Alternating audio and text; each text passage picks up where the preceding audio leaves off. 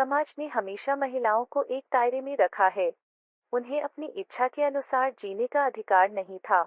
वसुधा, एक साधारण सी लड़की, समाज की इन बंदिशों को देखकर परेशान रहती थी। वसुधा ने ठान लिया था कि वह इन बंदिशों को तोड़कर समाज में बदलाव लाएगी। वह नहीं चाहती थी कि महिलाएं केवल घर की चहारदीवारी तक सीमित रहें।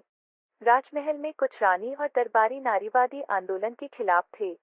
उन्हें डर था कि अगर वसुधा की बातें फैलीं तो उनका अधिकार कमजोर हो जाएगा। वसुधा ने राजमहल में एक सभा आयोजित करने की योजना बनाई जहां वह महिलाओं के अधिकारों की बात करेगी। उसकी योजना थी कि वह अपने शब्दों से सबको जागरूक कर सके। राजा धृतकेतु वसुधा के बदलाव के विचारों से प्रभावित था, लेकिन वह जानता था कि इस तरह के बदलाव को लागू करना आसान नहीं होगा। वसुधा का आंदोलन समाज के कुछ हिस्सों को कड़ी प्रतिक्रिया देने लगा। विशेष रूप से वे व्यापारी और धार्मिक नेता जो पुराने ढंग से जीने के आदी थे, उन्होंने विरोध करना शुरू किया। आचार्य शरण, एक प्रभावशाली गुरु, ने वसुधा के विचारों को चुनौती दी और कहा कि यह समाज की परंपराओं के खिलाफ है।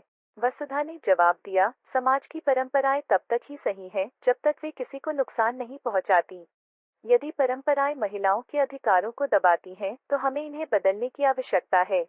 अर्जुन, एक कवि, ने वसुधा के समर्थन में एक कविता लिखी जो समाज में एक आंदोलन की तरह फैल गई।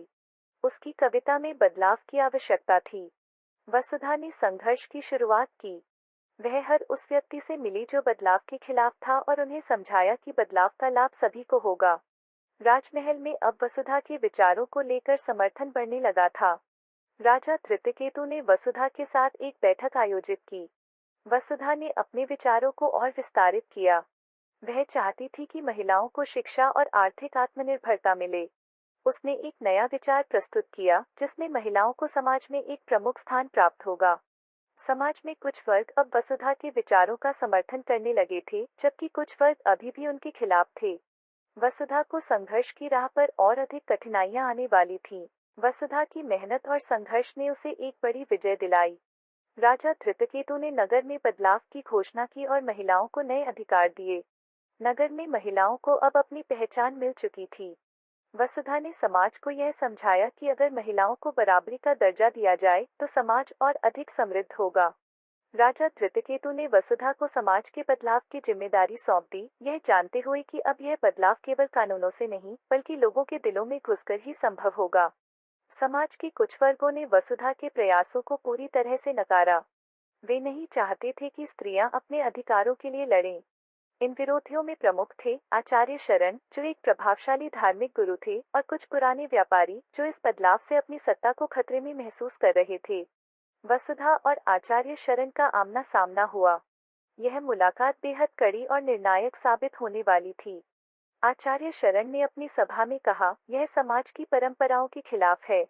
अगर हम महिलाओं को इतनी स्वतंत्रता देंगे तो समाज की नींव कमजोर हो जाएगी। इस दौरान अर्जुन ने अपनी कविताओं के माध्यम से समाज में बदलाव की आवश्यकता को उजागर किया। उसकी कविताएं अब केवल कविता नहीं बल्कि एक आंदोलन बन चुकी थीं। वह समाज के हर वर्ग को संबोधित करता और उन्हें बताता कि कैसे पुरानी मान्यताएं और परंपराएं अब समाज के लिए हानिकारक हो चुकी हैं। वसुधा ने एक दिन राजा के सामने प्रस्ताव रखा, महाराज, अगर आप चाहें तो हम इस नगर में एक नया मोड़ ला सकते हैं। हम स्त्रियों के लिए विशेष शिक्षा और प्रशिक्षण केंद्र स्थापित कर सकते हैं जहां उन्हें अपनी असली पहचान मिल सके। राजा धृतकेतु ने एक सार्वजनिक उत्सव का आयोजन किया जिसमें वसुधा को सम्मानित किया गया। राजा ने कहा, यह बदलाव केवल एक महिला का नहीं बल्कि पूरे समाज का है। वसुधा, तुम्हारी हिम्मत और संघर्ष ने इस राज्य को एक नई दिशा दी है।